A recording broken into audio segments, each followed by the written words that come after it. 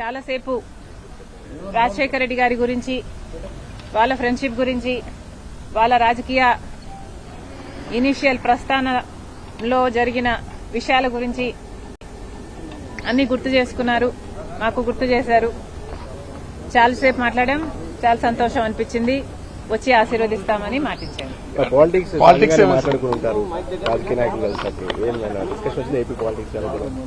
లేదమ్మా, actually mostly Rajasekhara Reddy గారి గురించే ఆయన ప్రస్తావించారు. ఆయన ఎలాంటి మనిషి, ఆయన ఇనీషియల్ గా వాళ్ళు రాజకీయాలు మొదలు పెట్టినప్పుడు వాళ్ళిద్దరూ కలిసి ప్రయాణం చేశారు. పొద్దున్నుంచి సాయంత్రం వరకు వాళ్ళు కలిసే ఉన్నారు, జీప్లలో కలిసి తిరిగారు. ఇలాంటివన్నీ ఢిల్లీకి వెళ్లారు. అప్పుడు చీఫ్ మినిస్టర్ కి వాళ్ళిద్దరు కలిసి చేసిన ప్రయత్నాలు అయితేనేమి, ఇలాంటివన్నీ చెప్పుకుంటూ వచ్చారు. మేడం, కాంగ్రెస్ పార్టీలో మీ పాత్ర ఎలా ఉండబోతుంది? మీకు ఎటువంటి పదవి మీరు అనుకుంటున్నారు వస్తుందని చెప్పి వాళ్ళు కాంగ్రెస్ పార్టీ ఏ పదవి ఇవ్వాలి, ఏ బాధ్యతలు ఇవ్వాలి అనేది కాంగ్రెస్ పార్టీ ప్రెరోగేటివ్. కాంగ్రెస్ పార్టీలో because it is the largest secular party చేరడం జరిగింది.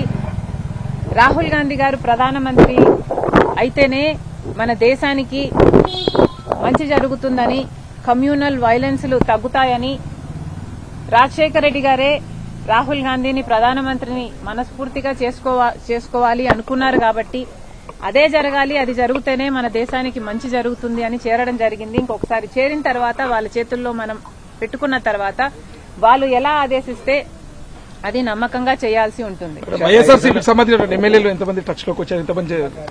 ఈ అన్ని రాజకీయాలు ఎట్లా డెవలప్ అవుతాయి, నాకు ఏ బాధ్యతలు ఇస్తారు అన్న దాని మీద డిపెండ్ అయి ఉంటుంది. So we should all wait and see. మీరు చంద్రబాబు నాయుడు గారిని కలవడాన్ని ఏ విధంగా చూడొచ్చు? చంద్రబాబు గారిని చూడడాన్ని ఏ విధంగా కలవడం ఏ విధంగా చూడొచ్చు అంటే, మామూలుగానే ఒక ఫ్రెండ్లీ ఎన్వైరన్మెంట్ లో అందరం చూస్తే బాగుంటది. నేను లోకేష్ గారు ఒక ట్వీట్ నాకు రిప్లై చేశారు. ఆ సందర్భాన్ని కూడా రాజకీయంగా చూడకండి. చంద్రబాబు గారికి ఒక క్రిస్మస్ కేక్ మాత్రమే పంపడం జరిగింది. ఒక కేకే కదండి ఆ కేక్, క్రిస్మస్ కేక్. ఒక నిమిషం, లేదు పంపాం. ఆ కేక్, ఒక్క నిమిషం, లెట్ మీ ఫినిష్. ఆ కేక్ కూడా మేము ఒక చంద్రబాబు గారికే పంపలేదు. ఇక్కడ కేటీఆర్ గారికి, కవిత గారికి, హరీష్ రావు గారికి, ఇట్లాంటి వాళ్ళకు కూడా పంపడం జరిగింది. యాక్చువల్లీ ద బ్యాక్గ్రౌండ్ ఈస్, రాజకీయాలు అన్నది జీవితాలు కాదు, రాజకీయం అన్నది మా ప్రొఫెషన్. మేము ప్రజల కోసం చేస్తున్న ఒక సర్వీస్. ఆ క్రమంలో మేమందరము ఒకరిని ఒకరు మాటలు అనుకుంటుంటాం.